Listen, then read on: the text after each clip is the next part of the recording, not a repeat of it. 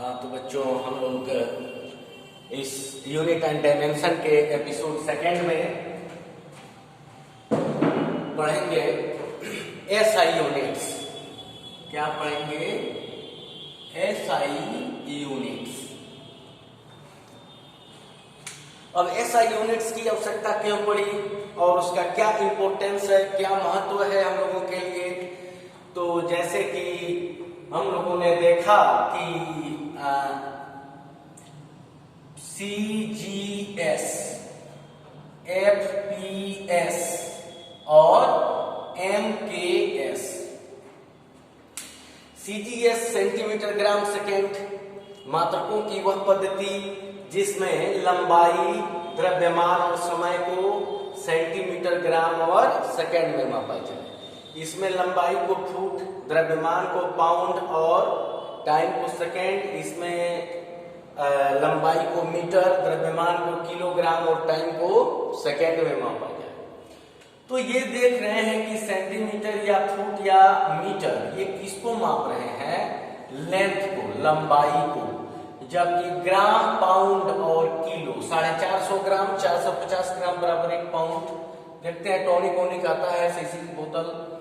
तो ये हो गया मास, द्रव्यमान, और ये सेकेंड क्या हो गया? टाइम, समय।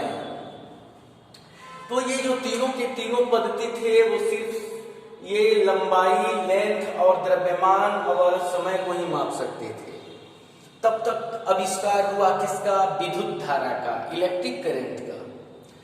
तो इलेक्ट्रिक करंट का आविष्कार हुआ तो उसको तो ना मीटर में मापा जा सकता था, ना किलो में, ना टाइम में। तो हुआ कि इसका यूनिट क्या मान लिया जाए। तो देखा कि एम्पियर ने बहुत मेहनत बनाया है इसमें। एम्पियर ने डिफाइन किया कि दो चालक जिसमें एक समान धारा प्रवाहित हो रही हो, एक दूसरे से 1 मीटर की दूरी पर रखे जाएं और इतना बल अनुभव करें, तो उसका मतलब क्या हुआ कि ये 1 एम्पियर धारा चल रही है। और भी एम्पियर ने काफी कुछ किया इलेक्ट्रिसिटी के लिए, करंट के लिए, फैराडे ने भी। तो एम्पियर के सम्मान में विद्युत धारा का मात्रक एम्पियर मापा गया। ठीक है। उसी तरह तब तक पता चला अरे ताप को भी मापा जा सकता है। तो ताप को सेंटीग्रेड में, फ़ारेनहाइट में, अलग अलग वैज्ञानिकों ने अलग अलग तरीके से मापा। सेंटीमीटर वाले ने क्या किया कि एक कांच के एक मोटे नली में पारा भर दिया और एक धातु लगा दिया। इस धातु वाले सिरे को कुछ समय तक बर्फ में रखा, जहां पर जाकर पारा रुका उसे 0 डिग्री सी मान लिया।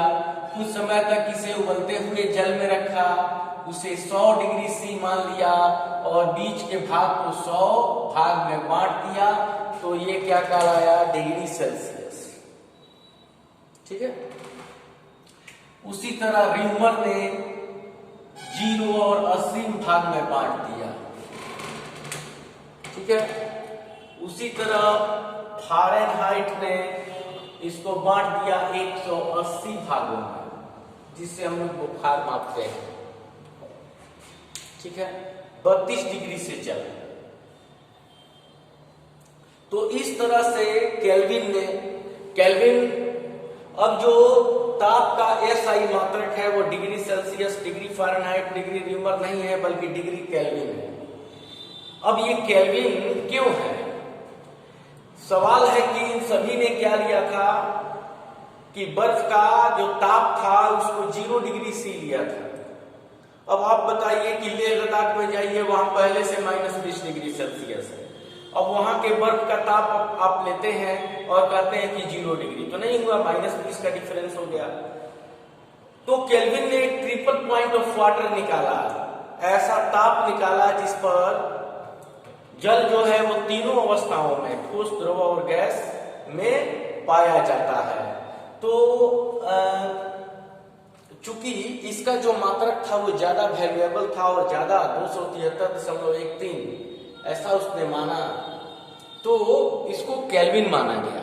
आगे हम लोग इसकी कहानी संक्षेप में समझेंगे। उसी तरह पता चला कि ज्योति की तीव्रता ल्यूमिनस इंटेंसिटी इसको मापी जा सकती है। जैसे मान लिया गया कि प्रकाश की इतनी तीव्रता को एक कैंडेला कहेंगे, तो इसका 10 गुना होगा, प्रकाश की तीव्रता होगी 10 गुनी, तो उसको कहेंगे कि ये 10 कैंडेला है। ठीक है, तो इस तरह से एक स्टैंडर्ड माना गया कि इस इंटेंसिटी के लाइट को एक कैंडेला कहा जाएगा, तो कैंडेला माना गया। पदार्थ की मात्रा, amount of substances, amount of material, तो उसको माना गया मोल में, कि इतने इसमें इतने मोल में इतने ये मॉलिक्यूल्स होंगे, ये ऐसे होगा। इसे हम लोग विस्तार में समझेंगे। तो सवाल है कि क्यों ऐसा यूनिट की आवश्यकता पड़ी, इसलिए हम लोग डिस्कस कर रहे हैं। इसलिए आवश्यकता पड़ी क्योंकि सभी भौतिक राशियों को सिर्फ लंबाई, द्रव्यमान और समय में नहीं मापा जा सकता था, जैसे विद्युत धारा को, जैसे कि तापमान को, जैसे ज्योति की तीव्रता को, जैसे कि पदार्थ की मात्रा को, जैसे कि कोण को, जैसे कि ठोस के कोण को, ऐसा नहीं मापा जा सकता था। तो ये लिया गया। तो जैसे यहां लेते हैं भौतिक राशि,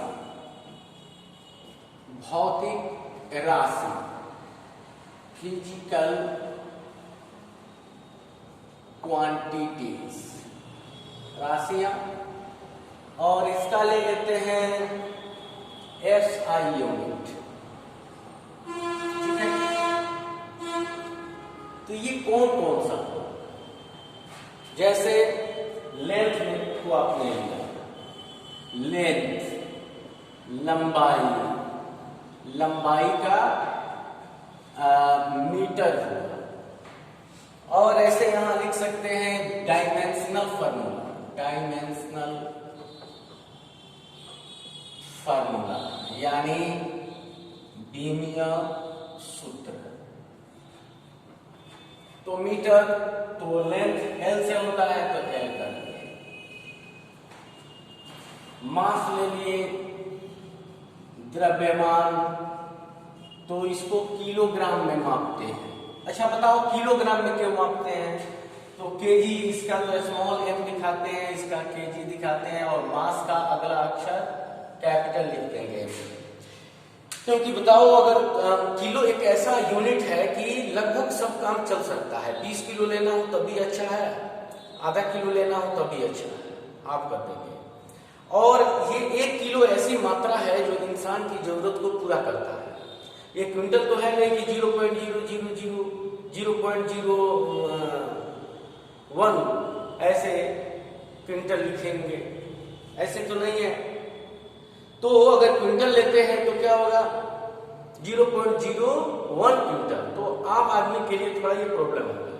फिर ग्राम लेते हैं तो 1000 ग्राम, 1000 ग्राम, 1000 ग्राम किलो को कहते हैं, तो इसमें थोड़ा प्रॉब्लम होगा।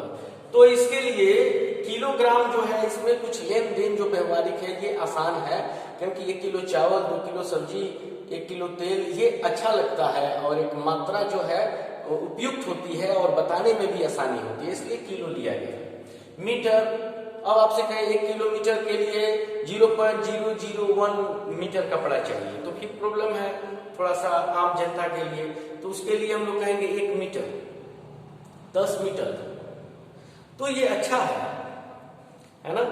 तो ये ऐसा लेते हैं। और टाइम जो है देखते हैं, घंटा थोड़ा ज्यादा टाइम हो गया, और पल थोड़ा छोटा टाइम हो गया, मिनट भी थोड़ा है, तो छोटे से छोटे टाइम को मापने के लिए सेकंड लेते हैं। ऐसे मिनट अगर कहा जाए तो उपयुक्त है आम जीवन के लिए, फिर भी सेकंड, चूंकि सेकंड मायने रखता है। बहुत सारी घटनाएं सेकंड के 100वें, 1000वें, करोड़वें हिस्से में संभव होती है।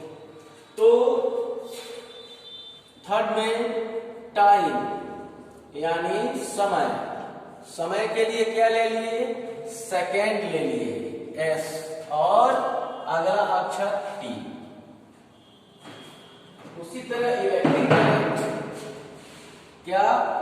इलेक्ट्रिक करंट, विद्युत धारा। तो इसका वैज्ञानिक एम्पियर के सम्मान में एम्पियर लिया गया और इसका डायमेंशन या तो आप आई से दिखा दीजिए या ए से भी दिखा सकते हैं। इसका यूनिट ही डायमेंशन के रूप में आ सकता है। और एक हो गया टेम्परेचर। टेम्परेचर मतलब तापमान। तो तापमान हो गया तो केल्विन, केल्विन ने थोड़ा ज्यादा मेहनत बनाया था, के। और इसको आप थीटा से या के से ही दिखा सकते हैं। और एक ले लेते हैं, क्या? ल्यूमिनस इंटेंसिटी, इंटेंसिटी यानी ज्योति तीव्रता। तो ये कहते हैं कैंडेला, सीडी। और इसे आप सीडी ही लिख सकते हैं। और एक है पदार्थ की मात्रा, है ना, अमाउंट ऑफ मैटर या सब्सटेंस। तो ये पदार्थ की मात्रा, मोल कहते हैं। इसे आप केमिस्ट्री में समझते हैं, मोल। ठीक है, इसका यूनिट हो गया मोल। और इसे आप ऐसे ही दिखा सकते हैं। तो ये जो 7 हैं भौतिक राशियां, इन्हें कहते हैं फंडामेंटल यूनिट्स। क्या कहते हैं? फंडामेंटल यानी आधारी, फंडामेंटल या बेसिक यूनिट्स। ये ऐसी यूनिट्स हैं जो किसी अन्य यूनिट पे डिपेंड नहीं करते, ये स्वतंत्र होते हैं, ये अलग होते हैं, ये किसी यूनिट पे डिपेंड नहीं करते, ये मूल मात्रक हुए या आधारी मात्रक हुए। इन्हीं से, इनको मिला करके, इनके सहयोग से, इनके हेल्प से जो यूनिट तैयार किए जाते हैं उन्हें कहते हैं व्युत्पन्न मात्रक, डिराइव्ड यूनिट्स। तो बच्चों, इसमें हम लोग एक और देखेंगे सप्लीमेंट्री या कॉम्प्लीमेंट्री यूनिट्स, पूरक माध्यम। पूरक क्या हुआ? जो इसकी कुछ कमी को पूरा कर दे। इसमें जो कुछ थोड़ी बहुत कमी रह जाए, इस कमी को पूरा करे, उसे पूरक क्या कहते हैं? पूरक मात्रक। ठीक है, सप्लीमेंट्री यूनिट्स। जैसे कोण, भौतिक राशि क्या हुआ? कोण। इसका यूनिट क्या हुआ? Radian, radian. और इसका सिंबल क्या हुआ यूनिट का? तो RAD। और एक दूसरा ठोस को सॉलिड एंगल, इसको क्या कहते हैं? एस्टेरेडियन। इसको ऐसे डिनोट करते हैं ST से। ठोस कोण मतलब ध्रुव बीमा में बना हुआ। ठीक है, जैसे कि ये जो बना हुआ है XY प्लेन में, तो ये कोण, और ये इसे कहते हैं कोण या समतल कोण। ये हुआ ठोस कोण ओमेगा, जैसे जोकर के टोपी के शीर्ष पर बना है। जोकर का जो टोपी होता है, बखारी जो होता है बेरी, उसके शीर्ष पर बना ठोस कोण, शंकु के शीर्ष पर बना ठोस कोण 3D में, तो इसे कहते हैं एस्टेरेडियन। ठीक है, इसे हम लोग समझेंगे। अब व्युत्पन्न मात्रक, डिराइव्ड यूनिट्स। कौन सा मात्रक? व्युत्पन्न मात्रक, डिराइव्ड यूनिट्स। ये कौन से हैं? वैसे यूनिट जो फंडामेंटल यूनिट पे, बेसिक यूनिट पे, आधारी मात्रक पे निर्भर करते हैं। जैसे चाल, speed equal to distance by time, यानी चाल बराबर दूरी बटा समय। तो ऑलरेडी आप स्पीड को का डायमेंशन लिखना चाहते हैं तो डिस्टेंस क्या होगा? लेंथ है, तो लेंथ का डायमेंशनल फार्मूला l, और बाय टाइम का t। तो t ऊपर जाएगा तो -1, lt -1। जैसे 1/8 तो 1 का पावर -1, 1/5 तो 5 का पावर -1, 10/10 का पावर 2 तो 10 का पावर -2। ठीक है, तो इसका यूनिट क्या हो गया? लंबाई का मीटर और टाइम का सेकंड प्रति, यानी इसी को आप क्या कहते हैं? मीटर प्रति सेकंड। तो आपने क्या देखा? आपने देखा कि चाल का जो मात्रक है मीटर प्रति सेकंड, यह आधारी मात्रक मीटर और सेकंड पर निर्भर करता है, इसीलिए इसको कहते हैं व्युत्पन्न मात्रक। जैसे हम लोग देखते हैं कि त्वरण बराबर वेग बटा समय, तो वेग बराबर क्या हो जाएगा? विस्थापन बटा समय। तो वेग विस्थापन क्या है? लेंथ है, और ये टाइम है। तो मीटर बाई सेकेंड, तो मीटर पर सेकेंड, तो ऊपर मीटर बाई सेकेंड और नीचे सेकेंड, तो मीटर प्रति सेकेंड स्क्वायर। तो त्वरण का मात्रक क्या हुआ? मीटर प्रति सेकेंड स्क्वायर। यह मीटर प्रति सेकेंड स्क्वायर व्युत्पन्न मात्रक है, डिराइव्ड यूनिट है। क्यों डिराइव्ड यूनिट है? क्योंकि यह आधारी मात्रक मीटर और सेकेंड पर निर्भर करता है। जैसे बल बराबर द्रव्यमान गुणे त्वरण, तो द्रव्यमान का किलोग्राम होता है और मीटर प्रति सेकेंड स्क्वायर त्वरण का होता है। इसी को क्या कहते हैं? न्यूटन। तो न्यूटन यानी किलोग्राम मीटर प्रति सेकेंड स्क्वायर। ये कौन सा मात्रक है? तो व्युत्पन्न मात्रक है, डिराइव्ड यूनिट है। क्यों डिराइव्ड यूनिट है? क्योंकि आधारी मात्रक किलोग्राम मीटर और सेकेंड पर निर्भर करता है। तो वैसे मात्रक जो आधारी मात्रकों पर निर्भर करते हैं वे क्या कहलाते हैं? तो व्युत्पन्न मात्रक कहलाते हैं।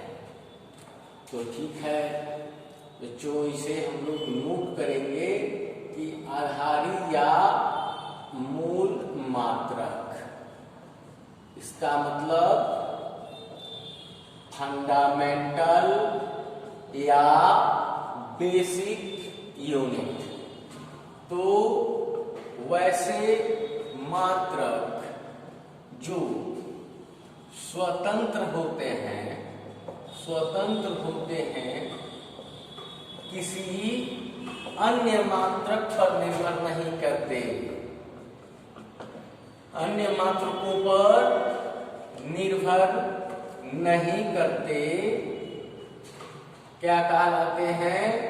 तो आधारी मात्रक कहलाते हैं। जैसे metre, kilogram, second, ampere, candela, mole, kelvin. ठीक है, उसके बाद व्युत्पन्न मात्रक,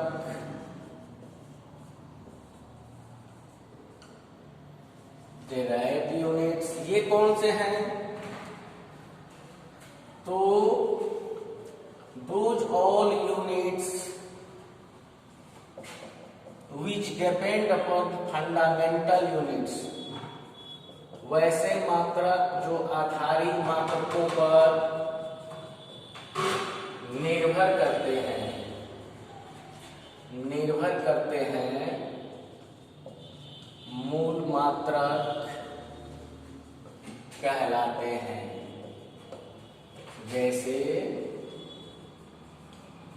मीटर प्रति सेकेंड स्क्वायर, किलोग्राम मीटर प्रति सेकेंड स्क्वायर, किलोग्राम मीटर प्रति सेकेंड, है ना, न्यूटन मीटर इत्यादि। ठीक है।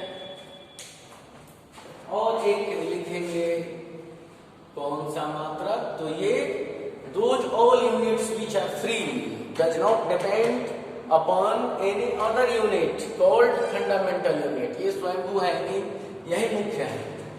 अब उत्पन्न हुआ कि those all units which depends upon fundamental units, है ना। और उसके बाद हम लोग लिखेंगे कौन सा एक मात्रक, तो पूरक मात्रक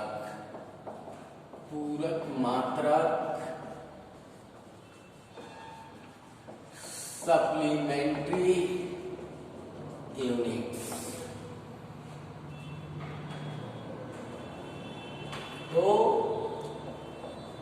वैसे मात्रक जो आधारी मात्रक के कमी को पूरा करते हैं, आधारी मात्रक के कमी को पूरा करते हैं, क्या कहलाते हैं, पूरक मात्रक कहलाते हैं। ये कौन कौन से हैं, तो ये है रेडियन और एस्टेरेडियन, रेडियन और एस्टेरेडियन। ठीक है।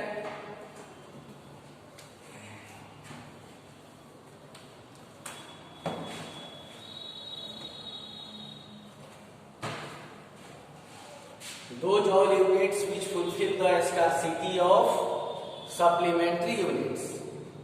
तो ये अब देखेंगे इसमें कि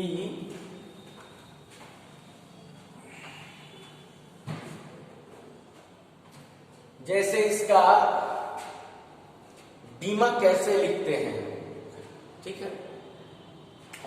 जैसे कि मान लिए कि एक सूत्र दिया हुआ है, डायमेंशनल फॉर्मूला जिसको कह सकते हैं, डायमेंशनल फॉर्मूला यानी बीमीय सूत्र। जैसे कहता है कि विस्थापन, क्या विस्थापन, डिस्प्लेसमेंट। विस्थापन तो जानते हैं आप, दो बिंदुओं को मिलाने वाली सीधी रेखा है, इसे मीटर में मापते हैं। तो विस्थापन तो मीटर में मापा जाएगा, यानी लेंथ है, तो इसका डायमेंशनल फार्मूला क्या हो जाएगा, एल हो जाएगा। जैसे वेग, वेलोसिटी, तो ये क्या होता है, विस्थापन बटा समय, displacement by time, L by T, तो LT इनवर्स। इसे ऐसे भी लिख सकते हैं m0 L1 t माइनस 1, क्योंकि किसी भी संख्या का पावर 0 इक्वल टू 1। ठीक है। तो मास तो है नहीं किलो की, हम लिखेंगे तो ऐसे लिख सकते हैं। और त्वरण, एक्सेलरेशन, वेग परिवर्तन का दर, वेग का बढ़ना, तो वेग का परिवर्तन हो रहा है समय के साथ, तो वेग का ऑलरेडी आप देखें तो यहाँ t, तो LT इनवर्स। उसी तरह अगर आप बल का देखें तो द्रव्यमान गुना त्वरण, तो द्रव्यमान मास है, अब त्वरण LT माइनस 2। ठीक है। वैसे ही अगर आप संवेग देखें तो क्या हो जाएगा, द्रव्यमान गुना वेग, है ना, मोमेंटम।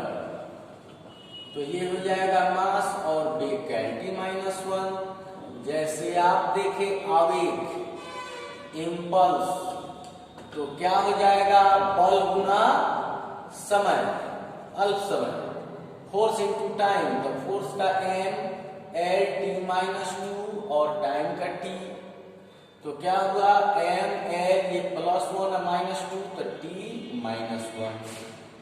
ऐसे ही हम लोग इसका बीमिया सूत्र लिख सकते हैं। आपसे पूछेगा कि त्वरण में m L एवं t की बीमा बताएं, तो आप देख रहे हैं कि त्वरण में ये ऊपर जाके 2 हुआ है, तो त्वरण में आप m L t की बीमा बता देते हैं। m नहीं है तो m का पावर 0, m की बीमा 0, l है तो 1, तो l का बीमा 1 और t का बीमा -2, यानी जो पावर लगाया गया m L t I पे वो क्या कहलाएगा, तो उसका डायमेंशन कहलाएगा, बीमा कहलाएगा। जैसे आपसे कहा जाए कि बल में m का बीमा क्या है, तो कुछ भी नहीं है तो 1, I का बीमा कितना है तो 0, कैंडेला का बीमा कितना है तो 0। आपसे पूछा जाए कि आवेग में टाइम की बीमा कितनी है तो -1, L की बीमा कितनी है तो 1, m की बीमा कितनी है तो 1। यानी मूल मात्रकों पर लगाए गए घात को, the power applied on fundamental units called dimension, वो बीमा है। जैसे कि यहाँ आपने क्या देखा, L का क्या है मीटर और ये सेकेंड, मीटर प्रति सेकेंड, इसमें मीटर का 1 और सेकेंड का -1। इसलिए मूल मात्रकों पर लगाए जाने वाले घात को बीमा कहते हैं। वीडियो को देखते रहिए, लाइक करते रहिए, सब्सक्राइब करते रहिए। Thank you.